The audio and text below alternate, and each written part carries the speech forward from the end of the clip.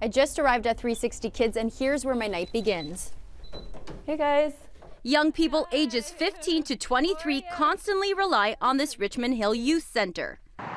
And there's plenty to do. A lot of our best conversations with the youth happen around food. So the kitchen is set up just like your home kitchen would be. Recreation like playing pool. The basketball court out back, that's always really, really busy as soon as it gets like +2. And all these computers were donated. They use it for social networking as well. They look for jobs. There are even racks of clothes for those who may need it. They come in, they get suited up, they have an interview, we help them get dressed. This may look like a teen's paradise, but once their doors close at 8 p.m., these kids have to find a place to stay. And it's now my turn to do the same. Staff here have just handed me this envelope outlining my scenario for this evening. You are a 17-year-old girl who was physically and sexually abused by your mother's boyfriend. You love your mom very much and don't want to disappoint her by charging him. So you leave your home with no support from your mother. Okay, so I got $5. 2 bus tickets. So you must use the transit system or your feet to get around, and only the dollars we provide to you. My first task for the evening, shelter. Problem is, the closest one was in Sutton, a whole 2-stop, 2-hour bus ride away. On a suburban transit system, buses are few and far between. Okay, so I have to go to, it's Dalton Road. The first challenge, which bus will get me there? I can't even find it. I'm trying to get to Sutton. Do I go across the street? Going where? No. Is this bus going to Sutton? Sutton, no. We've already tried to get 2 buses and we were wrong with both buses. So now I have to cross the street again and try to get another bus.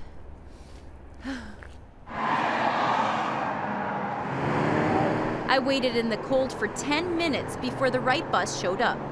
Hi. I can get the Newmarket bus terminal from here, right? Newmarket terminal. Yeah. Perfect.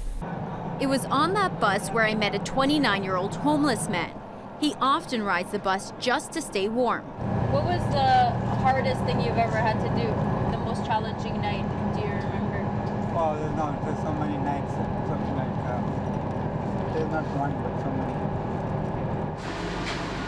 30 minutes later, I was finally in Newmarket. Oh, so we missed it. We just arrived at the Newmarket terminal only to find out that our connecting bus to Sutton has already left. The last bus was around 10:20. It is currently 10:53 right now, so we have to go back to Markham to go to a shelter there. So it was back to the bus for another ride that would take just over an hour.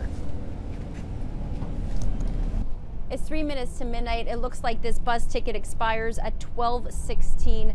I've taken 3 buses already and I still have $5 left in my pocket.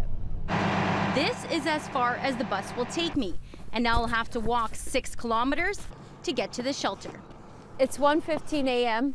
I walked about 3 kilometers since I got off the bus stop, and we're on Reeser Road right now on the way to the shelter. My feet are hurting me. It's cold out here. It's about -9 and it feels closer to -11, and in comparison to other nights, this is actually quite mild. With 3 kilometers to go, the night was starting to become more terrifying. And my face is actually starting to get numb, and my nose is running. And then a van pulled over ahead of us. I don't know who's in that van or what they want, but at this point, I'm frightened. What's happening here? What's happening here? This is a van. We could take you down to the shelter. So you guys do this service for most people? Yeah, if it's required. Okay. And someone needs help, we often come out and take them to the shelter. Okay. All right, so let's get in. This is not a random van. It's a shuttle service from the shelter that will pick up homeless people wandering the streets.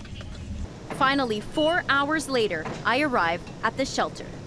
Stella, nice to meet you. Nice to meet you. I'm offered a bowl of soup, but told they are at capacity. We're often going beyond capacity, like tonight. We have 32 people, where our capacity is 30. There's no space in this shelter, so we're gonna have to go back to Richmond Hill and staff are gonna drive us there, and then we'll have to find somewhere warm to stay. It's 3:15 right now. I just got dropped off in Richmond Hill. It's about -7. It feels closer to -11, and the cold's really getting to me right now. The walk is roughly 2 kilometers up the street back to 360 Kids, the spot where I started this journey. This is the best thing I've seen all night. 360 Kids, we made it home. Hey, you made the journey. Yes. Back. I'm really tired right now. Well, the good news is you're going to get a chance to sleep. You're tired. The bad news is you haven't found space at a shelter to sleep, so you're going to sleep outdoors. So I grabbed my sleeping bag and tarp and headed to the backyard, a place homeless youth are often found sleeping. So it's 10 minutes to 4. It's -6 out here. It feels closer to -10. I really can't feel my fingers right now. And I'm gonna try to go to bed, so wish me luck.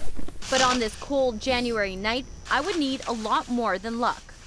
Everything was difficult about tonight. Walking, taking the bus, getting rejected by the shelter. But I think by far this is the worst part of it all. Trying to fall asleep on the cold, hard ground while trying to shut out the world around you. I tried to sleep for 45 minutes before the clock struck 5 a.m. and my journey was over.